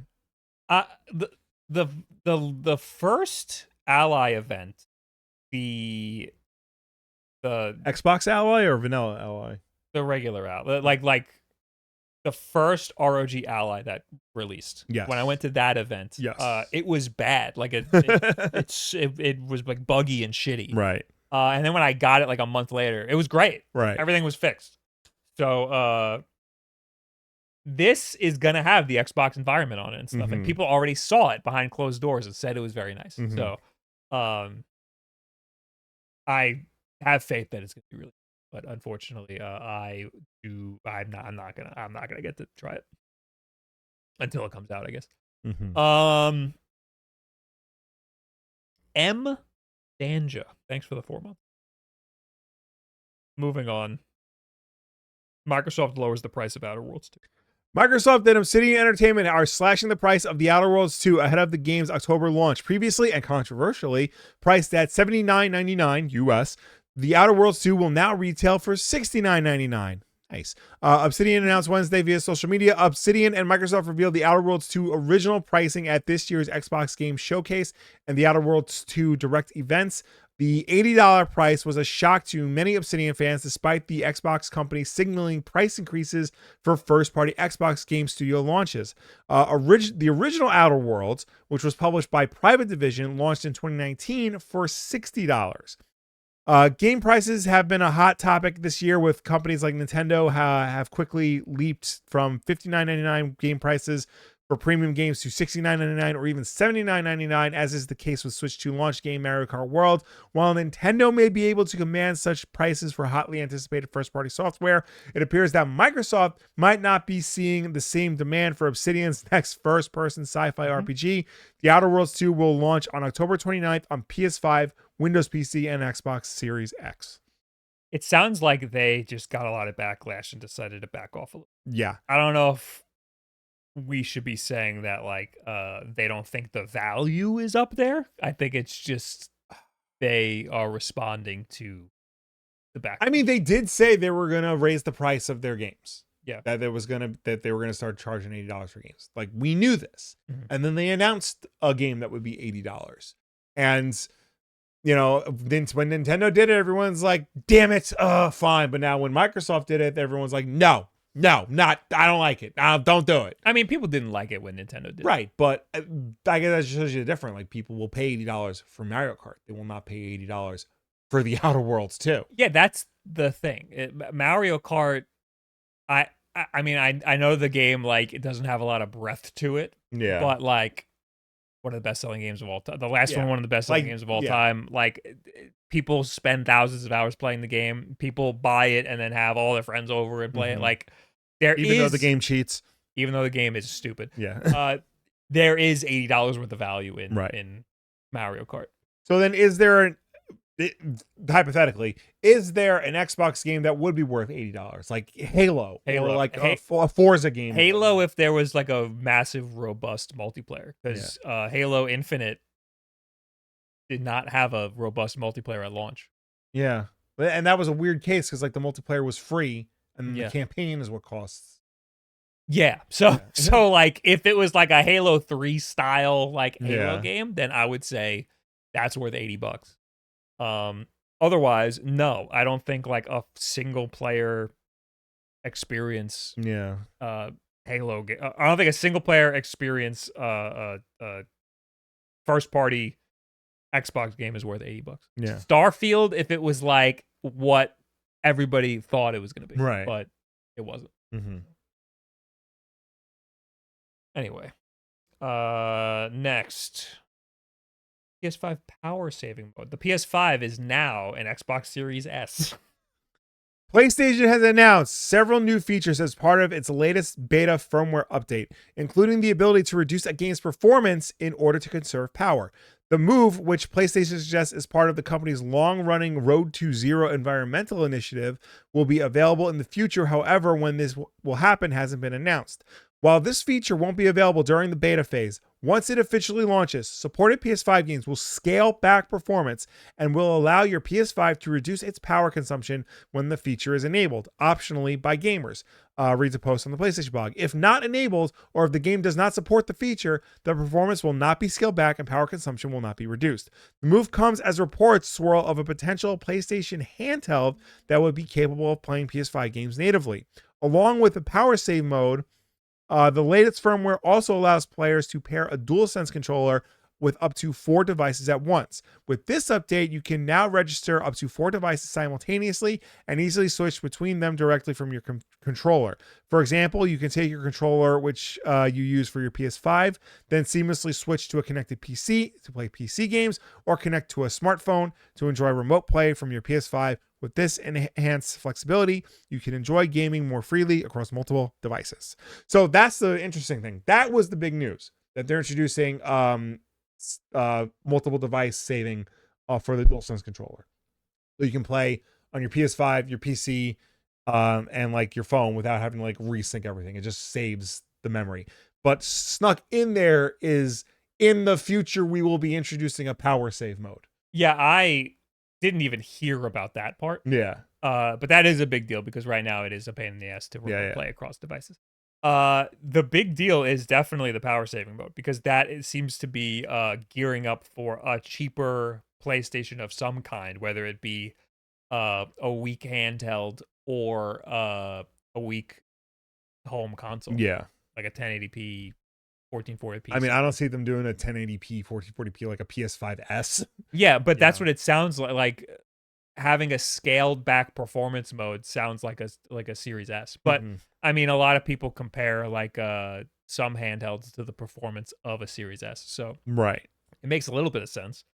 That's like a crazy thing to just like release when there's like tons of games that like developers need to develop for that. You can't just throw on them a performance, like a low powered performance mode. Yeah, because like a game, like a high intensity game, like, you know, like Spider-Man or Returnal, or, you know, those are PS5 exclusives. Like, I don't see how those are gonna work on like a lower powered machine. Like they can, like Returnal, like there's PC versions of a lot of these games. I guess, yeah. That would be a significant amount of work to get the PlayStation version in a similar way. Yeah, because some of those, like the Spider-Man one, is ported by a port house. Like, like they would need to put those features in the PlayStation version. So, I do think that this is a look into the future of some new, low-powered PlayStation device that would be a handheld. But it is very strange, and I'm very curious how they're going to implement this stuff. I have little faith in Sony because I don't like any of their hardware. I don't think that they're going to do this in a seamless way. I think it's going to be really weird. I think something weird's going to happen. Like if they do have their own handheld, it's going to be like, here's our PlayStation handheld. You could only play these few games on it. It's going to have not going to be all the games. Weird proprietary nonsense to it. Yeah. Like all their handhelds have had, really. Yeah. Whereas Xbox is going to be like, this is just a PC. Yeah. Play whatever you play on your PC. Anyway. Next, Forza Horizon 5 sales on PlayStation 5. Oh, yay. A little insight on how Microsoft first-party games are going on PlayStation. Yes. Forza Horizon 5 is the highest-selling game on PS5 this year, surpassing 3 million copies sold. That's according to analyst firm Alina Analytics, which has estimated on the top-selling games of the year. Forza Horizon 5 was previously an Xbox exclusive game, but released on Sony's rival platform at the end of April. By comparison, Forza Horizon 5 has been played by more than 45.5 million players across Xbox One and Xbox Series X and S, though predominantly via Game Pass since its release in 2021. On Steam, it sold a further 6.5 million copies, also since 2021. Compared with Astrobot, Forza Horizon 5 has already surpassed 3 million copies sold, while the Sony platformer will soon reach this number almost a year after its release. Oh, wow. There is a hunger. 3 million on PlayStation? Yes, since April. Wow. Yeah. I am one of those people that have only played Forza Horizon via Game Pass because that's like the Game Pass game to like, it's like the flagship Game Pass. Well, yeah, most racing games are like flagship games in terms of like graphical fidelity and sound mixing. It's like a great game to test streaming. Yes. Because of the speed of it and stuff. Yeah. It's a great game to just jump into and jump out of. Yeah. And it is apparently a sales success on PlayStation. That, like, every time Microsoft puts one of their games on PlayStation, it becomes a sales success. Yeah. You know, and I think that really just indicates that, like, in this day and age, that's the move to do, because clearly they're getting more revenue from that than they are. I mean, we kind of talk about this all the time. We got into a big debate over it. There's still not really clear, like, the profitability of Game Pass per game. Like, I know Microsoft said they account for that, but like, we still don't really know specifics. But clearly putting their game on a platform where people have to buy the game at the full retail price, like, is beneficial to them. Well, this is a platform that can't even get Game Pass. Right. So like that, yes, having it on other platforms is definitely beneficial. Mm-hmm. They even say on Steam it sold 6.5 million copies, which is crazy. But that was as of 2021. Yes. I'm sure they have some internal documents about how these 45.5 million players who have played it via Game Pass, I'm sure they have some sort of documentation on how much they've made off of those Game Pass subscribers. Right. You know? And I'd be willing to bet it averages to more than if they just bought it individually. I don't know, but I'm not a mathematician. But also it also lowers the bar, you know? Like maybe somebody wouldn't have played it. Like I wouldn't have played it if it wasn't on Game Pass. Right. I only played it because I got it through my subscription. And they suckered me into paying for like 3 years worth of Game Pass, you know? So, anyway. Next news. Let's talk about Switch sales while we're already talking about sales. Okay. Where's that? I just my notes. Yeah. We already knew that Nintendo got off to a strong start with the Switch 2 launch, and now that the console has been out for a bit, we're getting a clearer picture on exactly how it performed. According to market research firm and Long Island's own Circana, Nintendo's new console debuted as the fastest selling video game hardware device in US history, selling 1.6 million units in June. That topped the previous launch month record held by PS4, which moved 1.1 million units in November of 2023. Unsurprisingly, Circana says that the Switch 2 was the best-selling console in the U.S. in June overall in terms of both units sold and dollars raked in. And overall, the launch buoyed what the firm says was the highest record for hardware spending in the month of June at $978 million. The previous record was $608 million in 2008. As for games, it should come as no surprise that most Switch 2 owners picked up a copy of Mario Kart World, which was the only major first-party exclusive for the console until Donkey Kong Bonanza. According to Circana, a whopping 82% of those who bought a Switch 2 also bought a copy of Mario Kart World, either via the console bundle or by buying a physical copy of the game. In terms of accessories, the Pro Controller had a 32% attach rate according to the research firm. That's pretty big. Yeah. Pro Controller is $85. I know, and 32% of people bought it. I am making a video on the Pro Controller. It is one of the best first-party controllers, but you can't give it too much credit because it doesn't come with the system. Yeah. Well, I mean, the original Pro Controller was the same thing. Yeah. And it was also like very expensive at the time. Yeah. It was one of the best first-party controllers when it launched, and then it immediately got eclipsed by all of the great third-party controllers. Yeah. The Switch had so many great third-party controllers. And there's a lot of great ones now that still work on the Switch too. But the thumbsticks feel really nice on the Switch 2 Pro Controller. So I did get it. I mean, I don't want to jinx it. I got it to be clicky. Oh, boy. boy. Very nice. However, the Y button stopped working. I fixed it, but I have to put it back together. I'd be interested to see that because we've talked already about how what a pain in the ass it is to open up.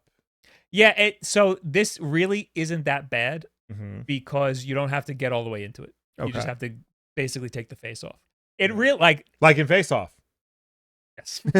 So the faceplate is an adhesive. Yeah. And like even in the iFixit video, everybody makes a big stink about how much of a pain in the ass it is to pry it off. I could do it with my bare hands. You go into the corner where the shoulder button is, and it just pops right off. It's adhesive, so putting it back on, it's never gonna adhere the same. Right. But I wouldn't say that's too difficult. Changing the battery, probably pretty difficult because you have to go all the way to the back. Yeah. But just getting into it, not so bad. I will say, on the Switch 1 Pro Controller, I soldered switches onto the board because there's just a regular PCB that's in there. This one has some weird like plasticky PCB that has like graphite or something on it. If you try to solder to it, it melts. So I absolutely fucked one of my Pro Controllers. Oh gee, one of. Somehow I put the membrane back on and it works. I don't know how, but there's like burn marks and it's all fucking melted and charred and shit. So I don't know. What I ended up doing was I just took switches and super glued them onto the PCB and it works.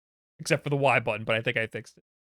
So anyway, I like the Switch 2 Pro Controller. What were we talking about? The sales of the Switch 2. Yes, it's selling very well. That's not surprising. I've seen unconfirmed reports that Nintendo leaked out the official sales was 5 million units worldwide, which is incredibly well for insane. Like a launch system. Yeah, Or has it been a month? Yeah. Oh yeah, I did a video. Yeah. Donkey Kong Bonanza is also incredible. Yeah. That's an incredible game. That is a very good game. Played that at a buddy's house. That I would say is worth getting a Switch 2 for. Now it's like finally we have some like Mario Kart World is like I guess it's worth it if you have like a family and want to play with everybody. But Bonanza is like that's a game it's worth now jumping into a whole new platform for that one game. But then once you beat that game, then there's nothing. So maybe wait. But there's a lot in that game. You could play that game for like a good 40 hours probably. Was that all I wanted to say? I guess so. Sony could be going multi-platform. Yes. Sony wants to bring PlayStation games beyond PlayStation hardware. According to a new job listing on PlayStation's official Greenhouse hiring platform, the Tokyo-based company is looking to hire someone for a new role of Senior Director of Multi-Platform and Account Management. This person would be responsible for expanding PlayStation Studios games across various platforms. Reporting to the Vice President of Commercial Management as Senior Director of Multi-Platform and Account Management, says the job listing, you will play a critical leadership role in shaping and executing the global commercial strategy for PlayStation Studios software titles across all digital platforms beyond PlayStation hardware, including Steam, Epic Games Store, Xbox, Nintendo, and mobile. This role is accountable for optimizing title profitability, ensuring cross-functional alignment, and leading a high-performing team focused on multi-platform expansion, mid-range commercial planning, and platform partner management. So if you think you have what it takes to do this job, I would have said that was just for, because right now they put their games on Steam. They put their games on Steam.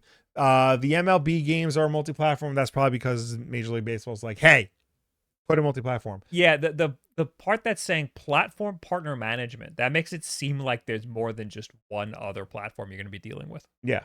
So that sounds like an expansion to me. Yeah. I mean, we've seen them like dip their toes in this a little bit. Helldivers 2 is coming to Xbox. The Lego Horizon game, it launched on Switch 1. Yeah.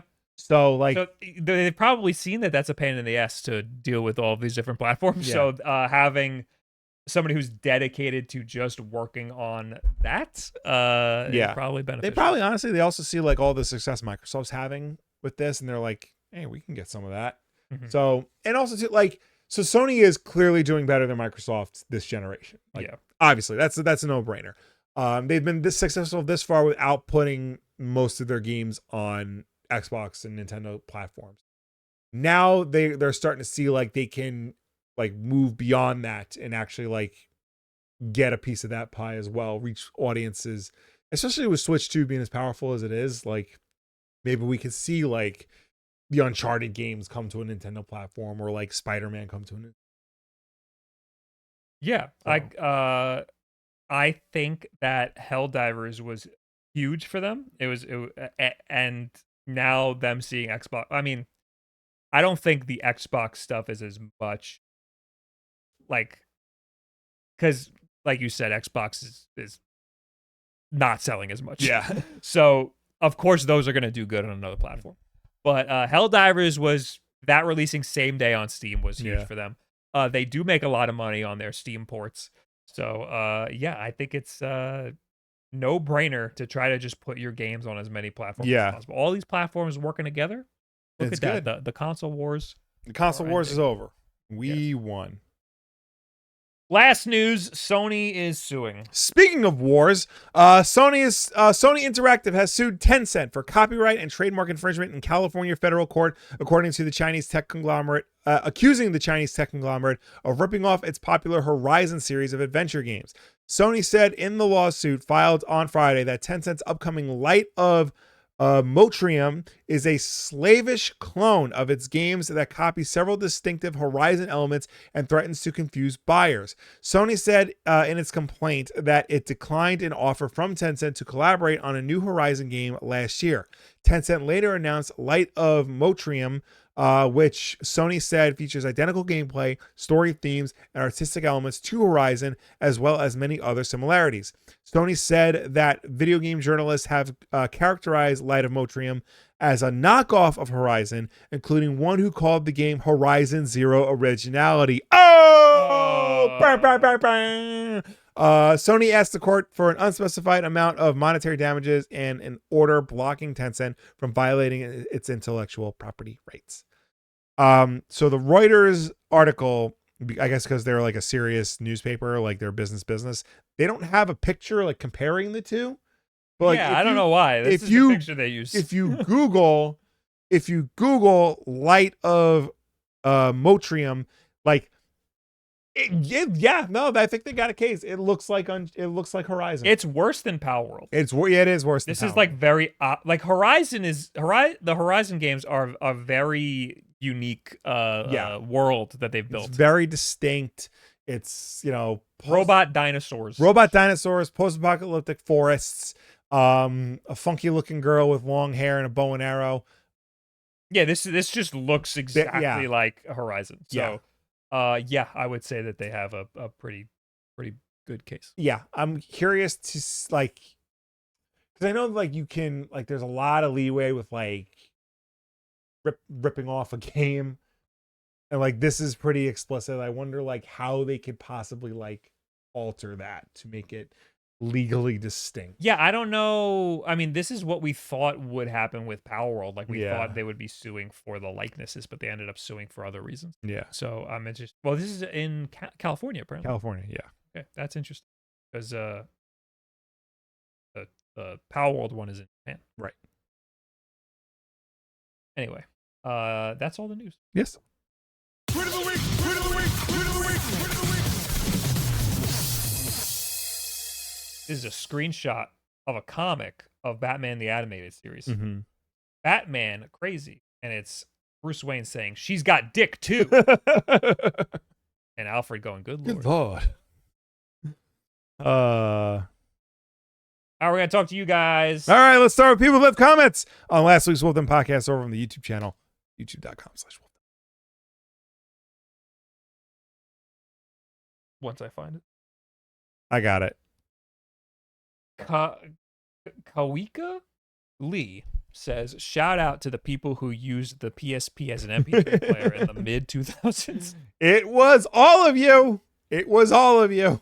Nick TK says, Iron Mouse as a guest when? I think we're a little too out of her league. TJ Mayer says, Bob, if you're reading this from jail, I'm taking care of the dogs. Anna will have to fend for herself. Okay. Dang, I appreciate it. The priorities are in place. TH Herman says, Pokemon theme park? No. Pokemon themed park? Yes. That's kind of what it is. Yeah. The Pokemon theme park is just... The park. It's a park that is Pokemon themed. There's like no rides or anything. Mm-hmm. Giga Wii U64 says, I'm really surprised they didn't talk about DK Bonanza. Yeah. Why didn't we? I don't know. It's very good. I've I've been enjoying it. I played it halfway through. Played it at a buddy's house. I liked what I experienced. I didn't like how the jump button was in the wrong spot, but I changed that immediately. yeah. I don't like to change controls. I like to play the default. Yeah. This is how the developers intended you to play. I want to play how it's intended to be played. But sometimes this was too egregious. I couldn't shake it. So a similar thing happened like when I was playing God of War 2018, because that is a melee game, but the controls are a shooter controls where it's the shoulder buttons. Yes.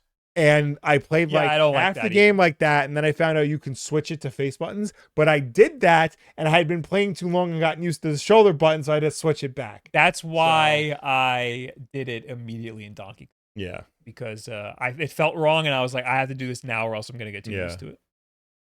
And I'm very happy that I did. Mm-hmm. The game's a lot of fun. Mm-hmm. That's all I have.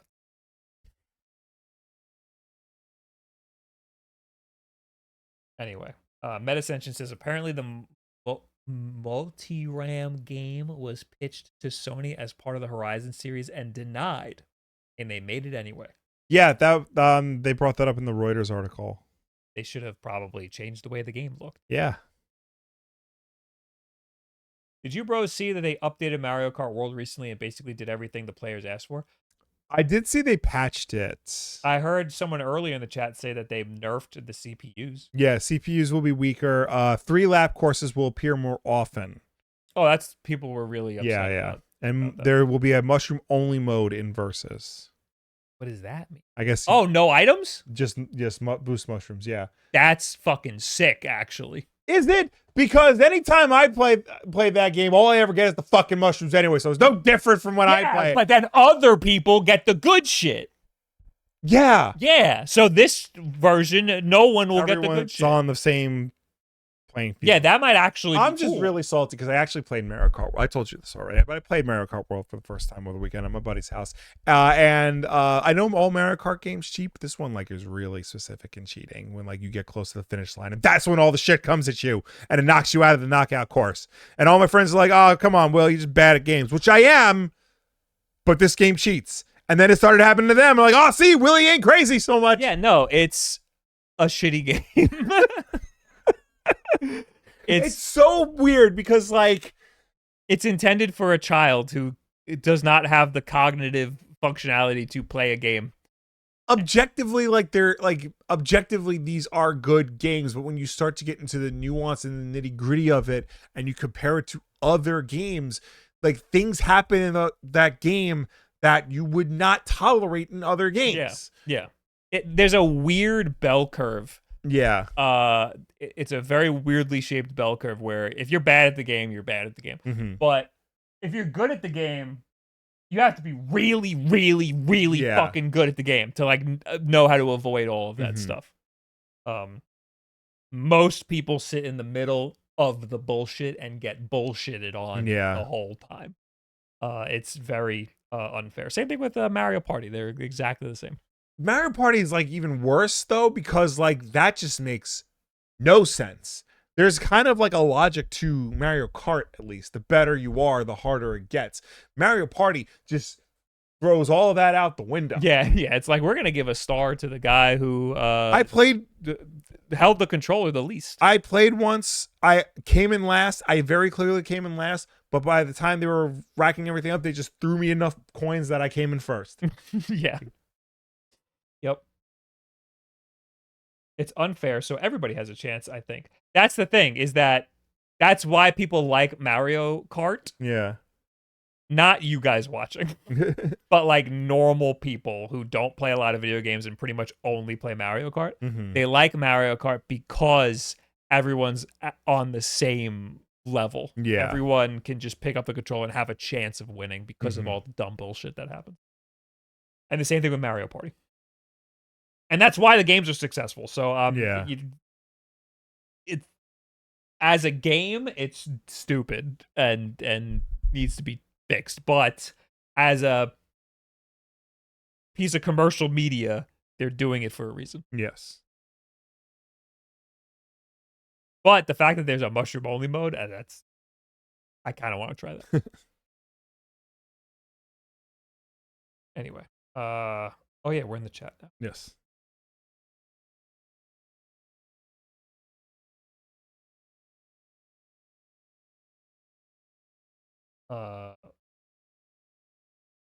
Did Will just call my Boo Alloy funky looking? I think you called the new one, the one in the Funky in a sense that like she's got a lot of like knickknacks. I thought you were calling the knockoff Alloy funky. I mean, by extent, I'm calling Aloy also funky. Oh, they're both. Yeah, because they got like the weird, the long like hair, the messy hair, like all the tat on her and stuff. Like the primal look. They're primal meant to look yes, primal. Yes. That's what I didn't mean it as a dig. You know, it's just raised in the woods. Take a shower. Yeah, is what you mean. You look dirty. Yeah. Nintendo's holding 2 exclusive Metal Gear games hostage with Ghost Babel and Twin Snakes. Oh, we forgot Ghost Babel. Ghost Babel, there is a chance that could be released multi-platform. Yeah, Twin Snakes like has explicit references to Nintendo properties. Yeah, so it was funded by Nintendo, that game. So I don't know, like that might have to be a Switch Online game, but like Ghost Babel could probably go in the next Legacy Collection. What's all this about age verification being rolled out for the UK? Yeah, because it was like there are a lot of sites are doing this. Xbox is doing it. YouTube is doing it. What did the UK pass? The UK's Sweeping Online Safety Act. Currently, the age verification requests are limited to accounts already flagged as belonging to owners aged 18 and over. And for now, the process is optional, but this will change in early 2026 when accounts that have not been verified will lose access to looking for group functions and custom clubs and be limited to voice and text communication, party functionality, and game invites. This is the opposite end of the well, this is UK, so this is the EU. But I think YouTube now is like gonna start doing that in UK for like AI generated content. It's invasive. Yeah. However, there needs to be some protection in place for minors on the internet because the parents are doing a bad job. So I don't know how I feel about it. I mean, I would hate it Mhm. because like I'm clearly an adult and I shouldn't have to go through hoops to just get on the internet.